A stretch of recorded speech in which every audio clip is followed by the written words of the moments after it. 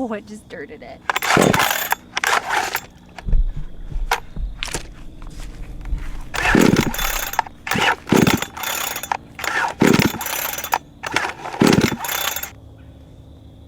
Is there an on and off switch on this thing?